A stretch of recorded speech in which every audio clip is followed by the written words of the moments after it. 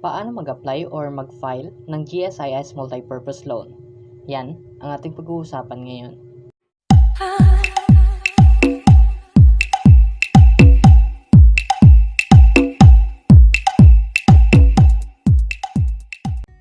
Hi guys! Welcome to my YouTube channel. At kung first time mo pa lang sa channel na ito, please subscribe at click ang notification bell para lagi updated sa mga bagong upload na video.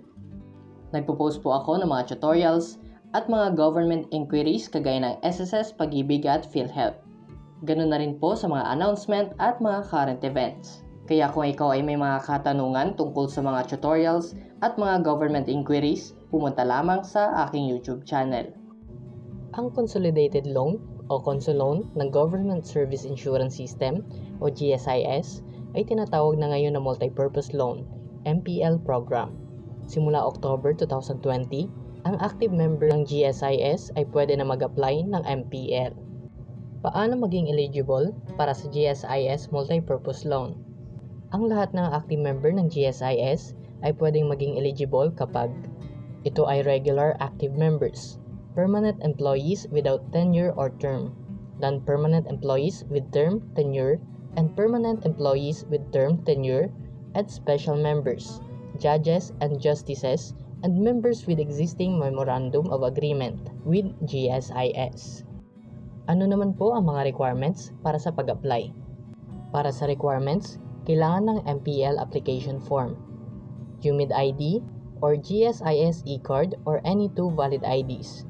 And for regular members, kailangan ng Memorandum of Agreement with GSIS duly signed by their agencies.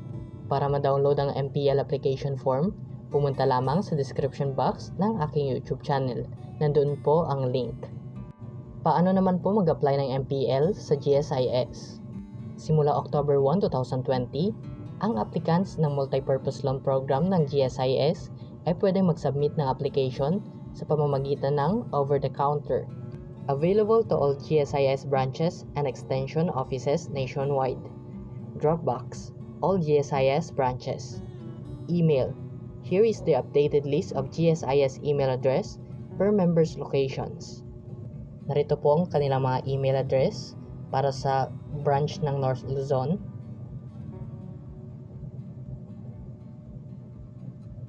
para sa branch naman ng South Luzon,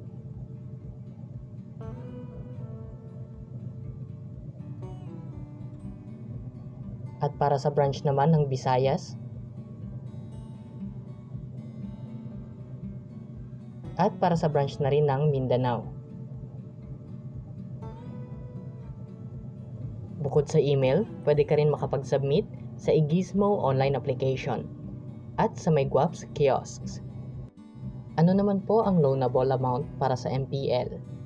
The borrowers have the freedom to select the amount of their loans based on their PPPs and basic monthly salary, but shall not exceed 3 million pesos.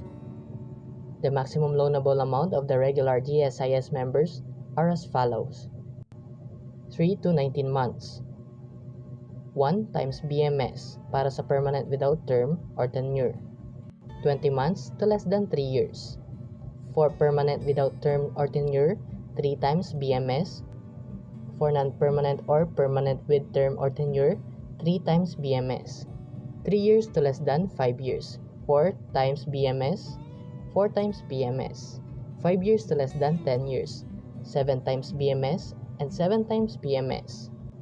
10 years to less than 15 years, 10 BMS to 10 times BMS. For 15 years and above, 14 times BMS and 14 times BMS. Ano naman po ang loan term? Para sa regular members, ang loan term ay ang mga sumusunod. Para sa PPP, 3 to 19 months. For permanent without term or tenure, 3 years. For 20 months to less than 3 years. For permanent without term or tenure, 5 years. Para naman sa non-permanent or permanent with term or tenure, 2 years. 3 years to less than 5 years. 5 years and 2 years. 5 years to less than 10 years. 5 years and 2 years. For 10 years to less than 15 years, 7 years, and 5 years. Para naman sa 15 years and above, 7 years and 5 years. Ano naman po ang interest rate para sa GSIS MPL? For members with PPP of less than 3 years, the interest rate of MPL is 8% per annum, computed in advance. On the other hand, members with PPP of the 3 years and more will have a 7% per annum interest rate computed in advance. For more information, pwede ka pong mag-contact sa GSIS sa pamamagitan ng GSIS Facebook account, email, at phone number. Paalala lamang po na ang impormasyon na ito ay nanggaling sa gsis.gov.ph at sa mygovernmentph.com. Kung nakatulong sa iyo ang video na ito, huwag kalimutan mag-subscribe, i-share at i-like ang video na ito. Kung ikaw ay may mga katanungan pa, mag-comment lamang sa comment section ng aking YouTube channel. Maraming salamat po.